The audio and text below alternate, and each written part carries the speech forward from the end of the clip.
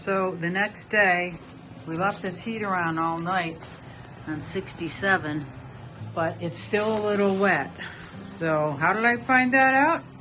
I was trying to take a high point off over here, and it just scratched it all off and rubbed it off. So I'm gonna have to do some touch up with that because it just doesn't look like the rest of this stuff. So this isn't dry yet.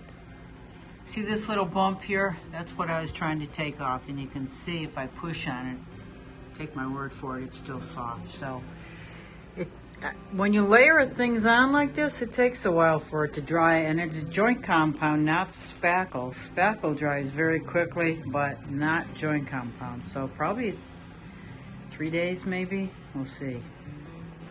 So today, the last 2 walls got done. That wall and that wall. And all the doors and drawers are in. No doors yet. We don't know what we're gonna do there yet. This is a side view of a wall, and you can see how there's some relief, high points and low points. And that's the basic idea of this style.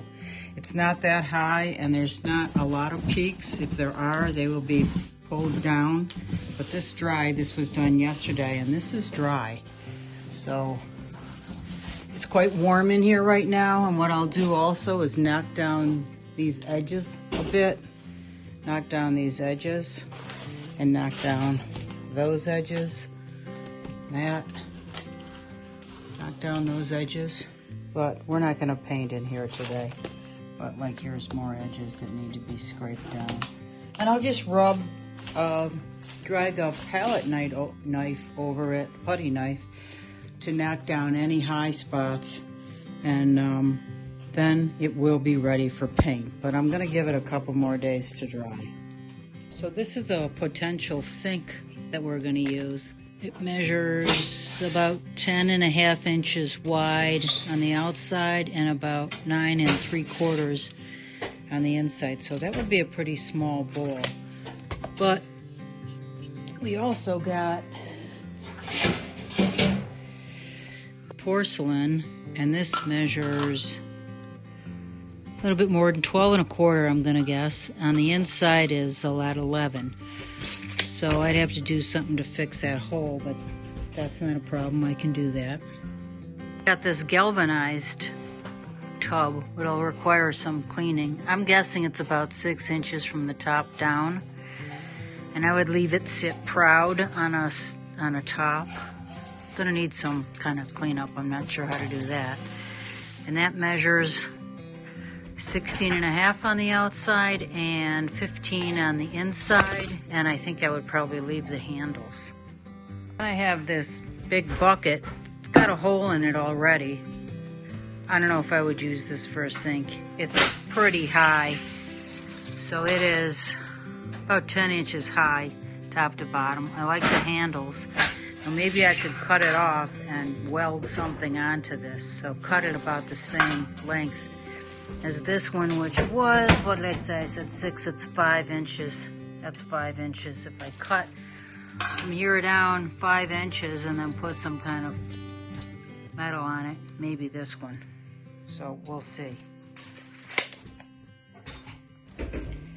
This one measures 13.5, about 14 on the outside and about 13 1/4 on the inside.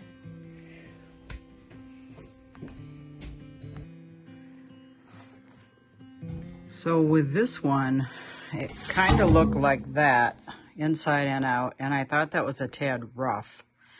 So I wanted to jazz it up, but I did put a clear coat of this stuff on it, and it's very durable. You can see it says durable top coat. So it all finished, but I thought that was a tad rough. So then I added some of this hammered silver to jazz it up a little bit. In the end, I didn't use it though. I went with the sinks that were in the RV. But it's still cool, and I could use it for something else. But it's done all the way around. I don't know.